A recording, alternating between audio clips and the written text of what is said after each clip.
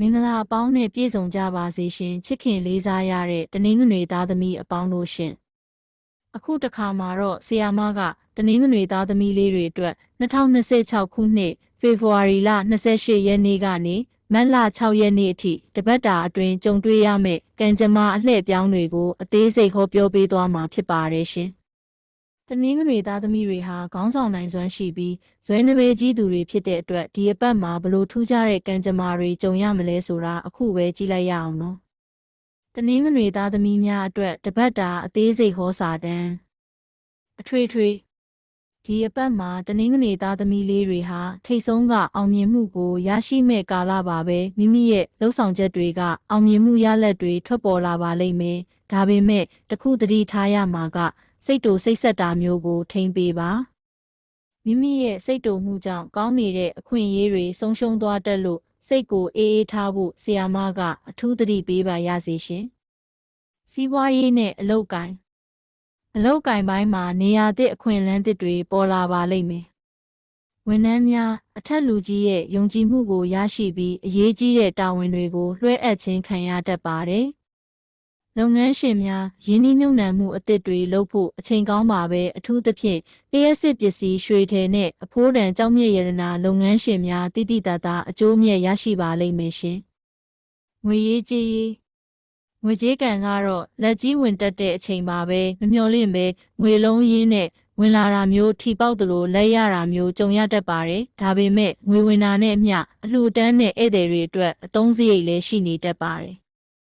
ရစရာရှိတဲ့အကျွေးဟောင်းတွေကိုဒီအပတ်ထဲမှာတောင်းခံရင်ပြန်ရဖို့ခွင့်လန်းများပါတယ်ရှင်အချစ်ရေးနဲ့အိမ်ထောင်ရေး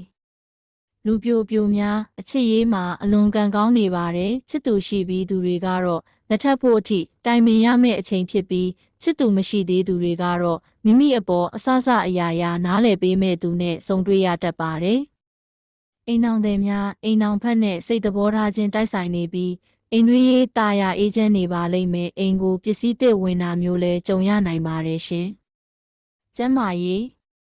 ဒီအပတ်မှာခေါင်းကိုက်ခြင်းမျက်စိအောင်ခြင်းနဲ့အပူကြီးခြင်းတို့ကိုသတိထားရပါမယ်အလုပ်တွေကိုအရန်ဖိလုပ်တာမျိုးရှောင်ပါရေများတောက်ပြီးအပန်းဖြေဖို့လိုအပ်ပါတယ်ရှင်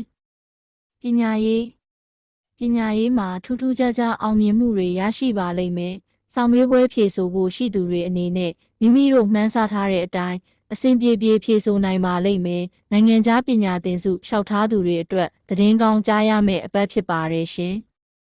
ရရာနှင့်ဆုတောင်းရရာတနင်္ဂနွေနေ့နံနက်တွင်မိမိရဲ့မွေးနေ့နံဖျားမှာအုံညွန့်6ညွန့်လှူဒန်းပြီးအင်္ဂုလိမာလတုတ်တော်ကိုရွတ်ဖတ်ပူဇော်ပါရှင်ချစ်ခင်ရပါသောတနင်္ဂနွေသားသမီးလေးများအားလုံးဒီတပတ်တာအတွင်းမှာဘေးဥပတ်အန္တရာယ်အပေါင်းမှကင်းဝေးကြပါစေစိတ်ဤချမ်းသာခြင်းကိုယ်ဤကျန်းမာခြင်းနဲ့ပြည့်စုံပြီးကြံစီသမျှအမှုကိစ္စဝအောင်မြင်ပါစေစီးပွားလက်လာပါများဒီရေအလားတိုးတက်ပြီးမိသားစုနဲ့အတူအေးချမ်းသာယာတဲ့ဘဝကိုပိုင်ဆိုင်နိုင်ကြပါစေရှင်ထပ်မံမေးမြန်းရန်